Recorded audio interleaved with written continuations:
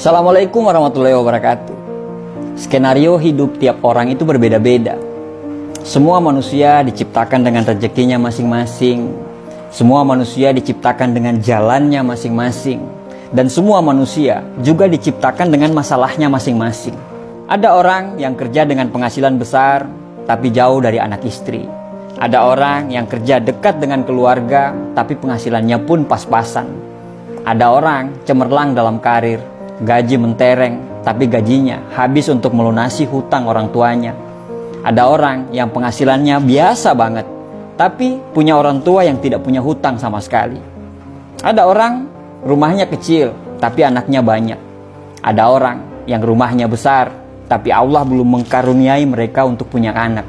Ada yang punya karir cemerlang, tapi masih single. Ada yang sudah berkeluarga, tapi karirnya hancur. Tahu nggak? Kenapa hidup kita kadang tidak bahagia? Karena kita selalu membandingkan hidup kita dengan kehidupan orang lain. Kita selalu membandingkan apa yang kita tidak punya dengan apa yang mereka punya. Membandingkan jalan mereka yang lurus-lurus saja, katamu, sedangkan jalan kita penuh liku dan tanjakan. Membandingkan perjuangan mereka yang katamu gampang, sedangkan perjuanganmu begitu sulit.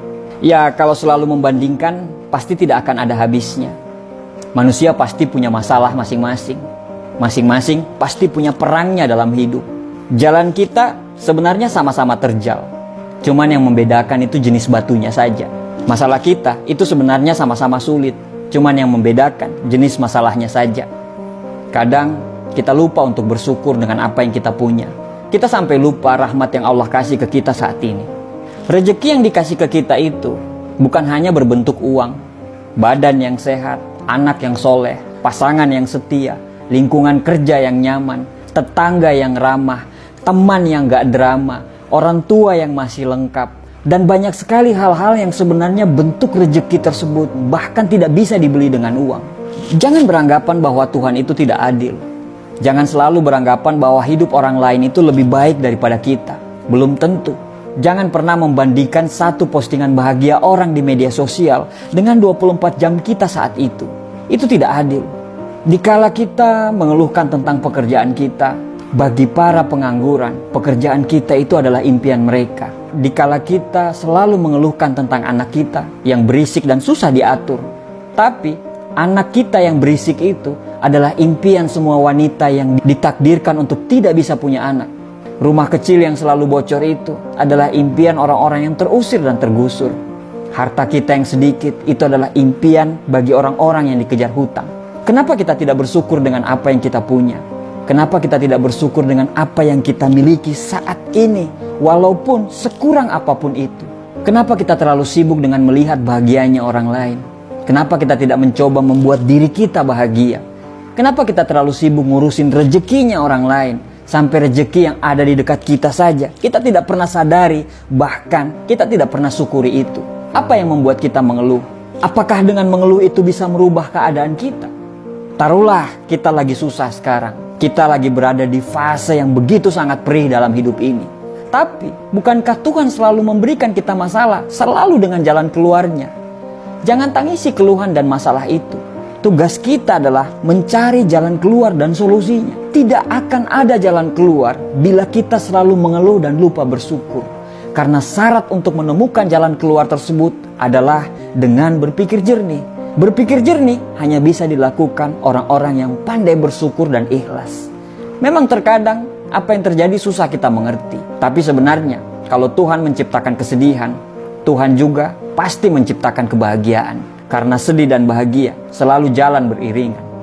Allah itu sayang sama kita. Kita saja yang kurang bersyukur. Tuhan itu selalu menjaga kita.